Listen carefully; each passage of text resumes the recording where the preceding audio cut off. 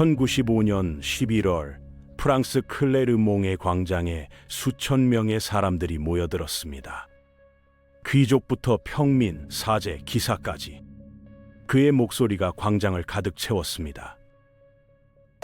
동방의 형제들이 고통받고 있습니다. 성지가 이교도들의 손에 짓밟히고 있습니다. 잠시 정적이 흘렀습니다. 그리고 군중 속에서 하나님이 바라신다!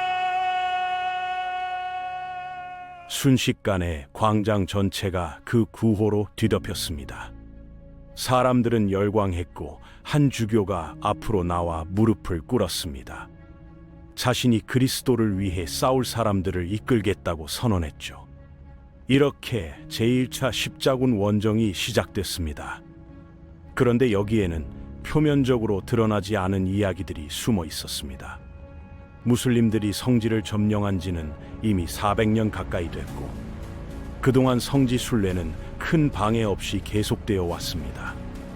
교황이 말한 잔혹 행위들의 증거도 사실 명확하지 않았죠. 그렇다면 왜 갑자기 십자군이 필요했던 걸까요?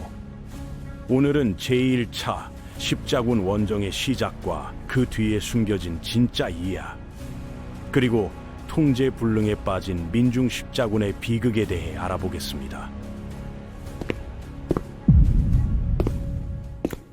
사실 십자군의 시작은 비잔티움 제국의 황제 알렉시오스 콤니노스가 교황에게 보낸 긴급 요청에서 비롯됐습니다. 동쪽에서 몰려온 셀주크 튀르크족이 제국의 심장부인 아나톨리아를 휩쓸고 있었죠. 한때 유스티니아누스 시대에 지중해를 호령하던 제국은 이제 생존을 걱정해야 하는 처지였습니다. 알렉시오스는 교황에게 간곡히 부탁했습니다. 보급품과 무기, 그리고 잘 훈련된 몇천 명의 군사만 보내달라고요. 비잔티움이 무슬림의 공격으로부터 그리스도교 유럽을 지키는 방파제 역할을 계속할 수 있도록 말이죠. 아니면 영토를 회복하고 제국을 중흥시키려는 야심이었을 수도 있습니다. 하지만 우르바노 교황은 전혀 다른 계획을 품고 있었습니다. 당시 교황의 입지는 매우 불안정했죠. 신성 로마 제국 황제와는 끊임없이 충돌했고 라벤나에서는 클레멘스 3세라는 사람이 자신이 진짜 교황이라고 주장하고 있었습니다. 우르바노는 로마에조차 들어가지 못하고 프랑스를 떠돌아다니는 신세였습니다.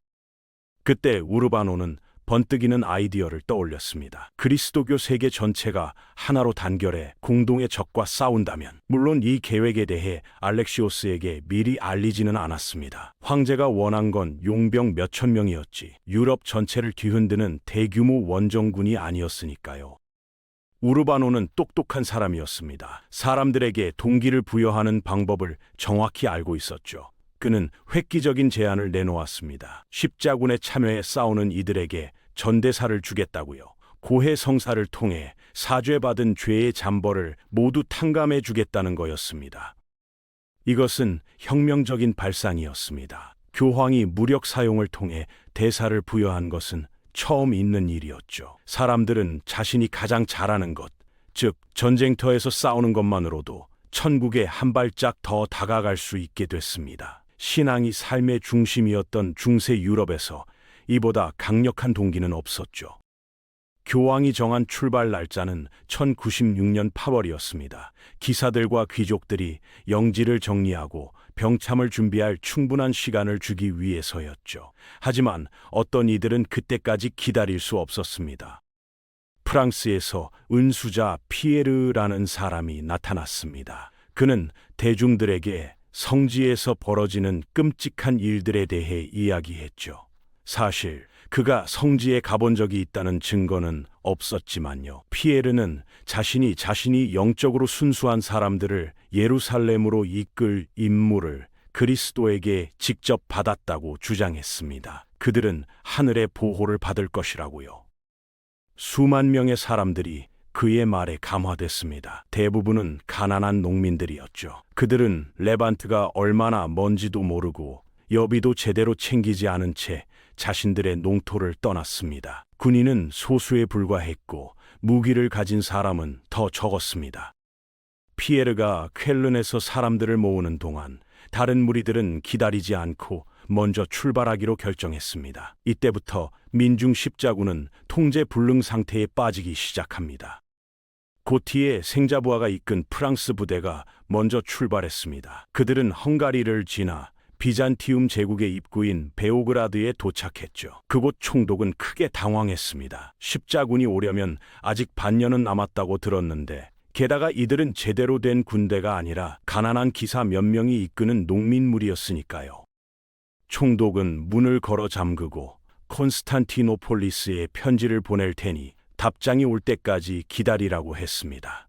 그러자 십자군은 인근 마을을 약탈하기 시작했습니다.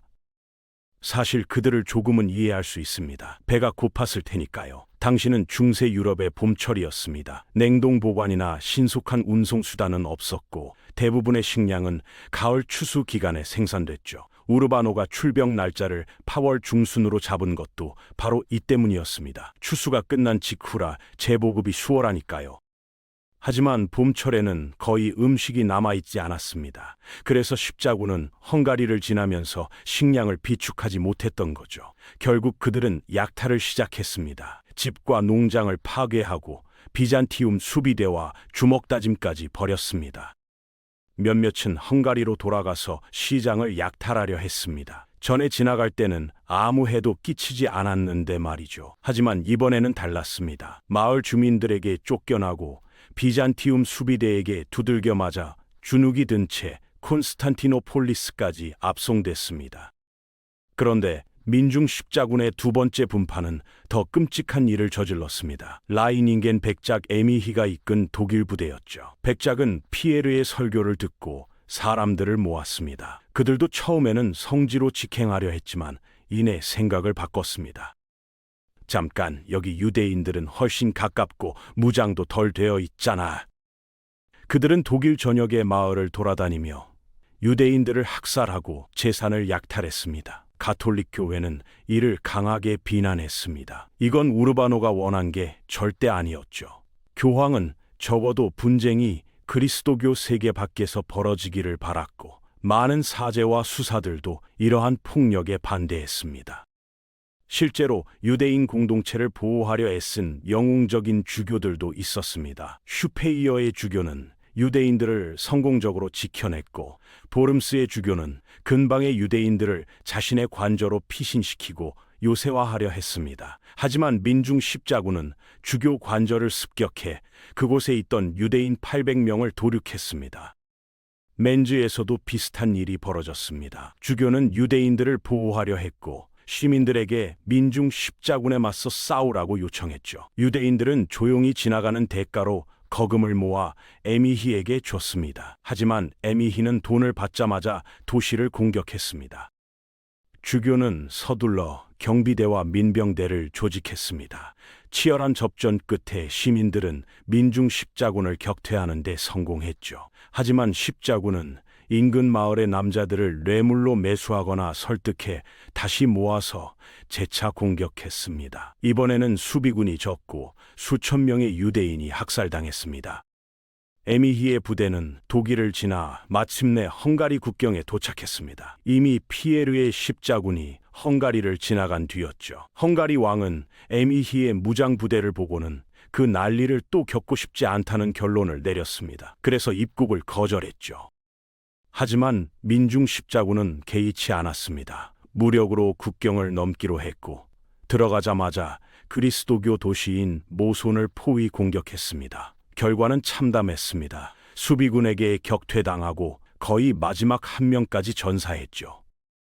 이것이 첫 번째 십자군의 시작이었습니다. 교황이 꿈꿨던 그리스도교 세계의 위대한 연합이 아니라 통제불능의 폭도들이 유럽 곳곳에서 약탈과 학살을 자행하는 참극이었죠. 한편 피에르의 떠돌이 농민 부대는 어떻게 됐을까요? 그들은 콘스탄티노폴리스에 도착했지만 황제 알렉시오스는 이들을 보고 경악했습니다. 자신이 요청한 것은 훈련된 용병 몇천 명이었는데 온 것은 무기도 제대로 없는 농민 수만 명이었으니까요.